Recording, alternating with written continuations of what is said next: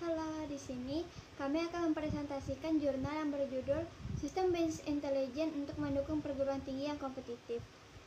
Di kelompok kami sendiri ada 3 anggota, yaitu yang pertama Delvi Amanda, yang kedua saya sendiri Elsa Amanda Gloria, dan yang ketiga yaitu Bang Rezi Aditya. Yang pertama saya akan menjelaskan tentang latar belakang. Business Intelligence atau BI merupakan elemen penting dalam pengelolaan modal intelektual dan proses pengambilan keputusan untuk membantu para pimpinan dan manajer untuk meningkatkan kinerja perguruan tinggi. Lalu, peranan BI sendiri dalam manajemen perguruan tinggi adalah untuk mengoptimalkan kinerja proses bisnis akademik dengan mendorong penggunaan modal intelektual yang efektif dan efisien. Penerapan BI sendiri secara umum untuk mengukur kinerja dari bisnis akademik berdasarkan potensi PT yang dapat digunakan untuk mendesain, mengelola, dan mengukur kinerja perguruan tinggi. Metode pengukuran kinerja perguruan tinggi diperlukan sebagai dasar untuk pengembangan strategi, rencana aksi, program, dan kegiatan perbaikan terus-menerus. Metode pengukuran kinerja juga digunakan untuk mengukur kinerja, memantau situasi aktual, dan merencanakan perbaikan kinerja di masa yang akan datang. Selanjutnya, penelitian ini bertujuan untuk mengimplementasikan sistem bisnis intelligence untuk mendukung pengelolaan dan perguruan tinggi ke arah yang lebih kompetitif melalui sistem perencanaan, pengukuran, dan meningkatkan kinerja berbasis pada pengelolaan modal intelektual. Sistem Business Intelligence atau yang biasa dikenal SBI dirancang berbasis web dengan web metode Online Analytical Processing atau OLAP. Selanjutnya saya akan menjelaskan tentang peranan Business Intelligence di perguruan tinggi. Yang pertama yaitu Business Intelligence atau BI memiliki peran yang sangat penting dalam pengambilan keputusan untuk membantu para manajer dan pimpinan perguruan tinggi untuk meningkatkan kinerja perguruan tinggi. BI sendiri merupakan komponen penting bagi perguruan tinggi yang berfungsi untuk mengukur, memantau, dan mengelola kinerja perguruan tinggi secara lebih efektif. Yang kedua yaitu pengembangan perguruan tinggi. Saat ini seharusnya perkembangan perguruan tinggi didasarkan pada modal intelektual. Modal intelektual yaitu ialah sebagai aset perguruan tinggi yang menjadi penting dan strategis untuk mencapai keunggulan yang kompetitif sesuai dengan visi, misi, dan tujuan perguruan tinggi. Penerapan BI sendiri diarahkan untuk mengukur kinerja dari proses bisnis akademik berdasarkan sumber daya dan potensi yang dimiliki oleh PT. Penerapan BI bertujuan untuk mengumpulkan data, menyimpan data dalam pengambilan keputusan, menganalisis, dan menyediakan akses ke data sehingga dapat membantu manajemen dalam mengambil keputusan secara akurat dengan melakukan berbagai aktivitas perguruan tinggi untuk menyiapkan perencanaan strategis universitas ke depannya. Yang selanjutnya yaitu sistem bisnis intelligence di perguruan tinggi. Ada 3 sistem bisnis intelligence di perguruan tinggi, yaitu yang pertama manajemen, yang kedua teknologi, yang ketiga produk. Manajemen sendiri yaitu dari perspektif manajerial, SBI dipandang sebagai proses pengadaan, pengelolaan, dan analisis data dari sistem internal dan eksternal. Yang kedua teknologi. Dari perspektif teknologi, kerangka SBI dipandang dari segi peralatan, software, dan teknologi dapat membantu pengambilan keputusan untuk mencari, mengumpulkan, mengatur, dan mengakses informasi dari sumber data yang berbeda. Yang ketiga yaitu produk. Dari perspektif produk, pendekatan produk yaitu BI dipandang sebagai produk atau hasil pengelolaan proses data atau informasi dan pengetahuan dan menggunakan metode analisis untuk mendukung pengambilan keputusan dari penilaian kinerja. SBI dapat didefinisikan sebagai kumpulan dari arsitektur enterprise terintegrasi dalam bentuk aplikasi yang berfungsi untuk mendukung operasional dan membuat keputusan bagi berbagai pemangku kepentingan bisnis dengan akses yang mudah, cepat, tepat ke informasi yang diperlukan. Sekian dari saya, selanjutnya akan dilanjutkan dengan teman saya yaitu Delvi Amanda. Terima kasih. Baiklah, di sini saya akan melanjutkan penjelasan dari teman saya. Di sini saya akan membahas tentang modal intelektual di perguruan tinggi. Seperti yang ada di slide, sumber daya utama dan strategis dalam bisnis intelijen di perguruan tinggi adalah modal intelektual. Modal intelektual merupakan modal dasar dalam bisnis intelijen untuk mencapai visi perguruan tinggi dan sekaligus merupakan dasar keberlangsungan operasional perguruan tinggi.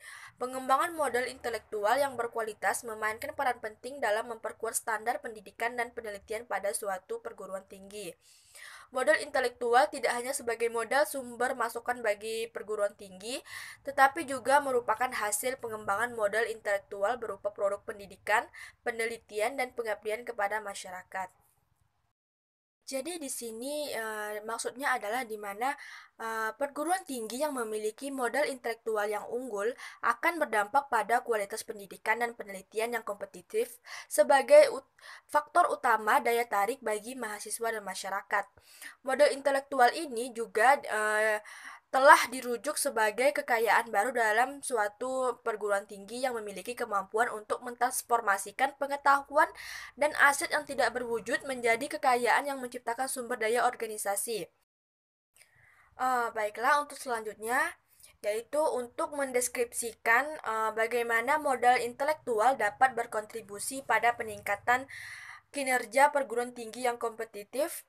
Beberapa penulis membuat definisi yang berbeda-beda terkait modal intelektual, yaitu salah satunya ada Edison and Mellon pada tahun 1997, yaitu menjabarkan modal intelektual dibagi menjadi dua, yaitu yang pertama ada modal manusia dan modal struktural.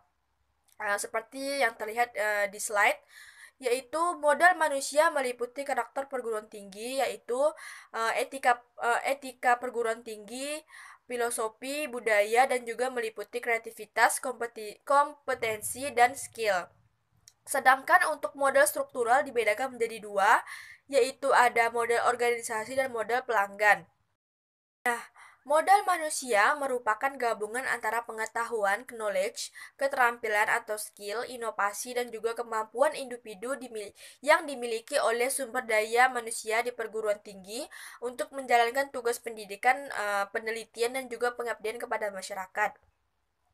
Modal manusia sebagai sumber daya juga berupa tata nilai, budaya, dan filosofi, di mana modal manusia ini sudah dimiliki oleh setiap sumber daya manusia yang ada di perguruan tinggi. Nah, sedangkan untuk modal struktural merupakan modal dari segala sesuatu infrastruktur yang dimiliki oleh perguruan tinggi untuk mendukung produktivitas aktivitas sumber daya manusia.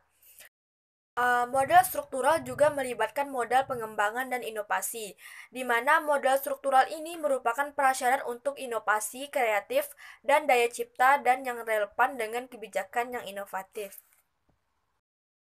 Selanjutnya yaitu modal struktural dapat juga berupa modal pelanggan yang berfungsi untuk memproyeksikan citra positif dan kemampuan untuk menarik masyarakat dan mahasiswa yang berpotensi. Modal pelanggan harus didukung dengan penggunaan teknologi yang modern, hasil penelitian yang berkualitas, dan program pendidikan yang relevan, dan juga manajemen strategis partisipatif visioner, kepatuhan terhadap misi dan kesehatan keuangan serta kesehatan institusi. Perguruan tinggi juga harus dapat melihat perkembangan dan kebutuhan masyarakat di luar kampus, yaitu seperti dunia bisnis, industri dan juga pemerintahan pada tingkat lokal, nasional maupun global. Kerjasama lokal, nasional, dan internasional harus menjadi prioritas bagi perguruan tinggi dalam rangka mengembangkan modal intelektual perguruan tinggi. Bisnis intelijen melalui manajemen pengetahuan berkontribusi untuk pengembangan modal intelektual dengan mengikuti tren globalisasi sesuai dengan keinginan stakeholder yang berdampak pada peningkatan daya saing perguruan tinggi yang pada akhirnya akan meningkatkan kualitas perguruan tinggi yang kompetitif.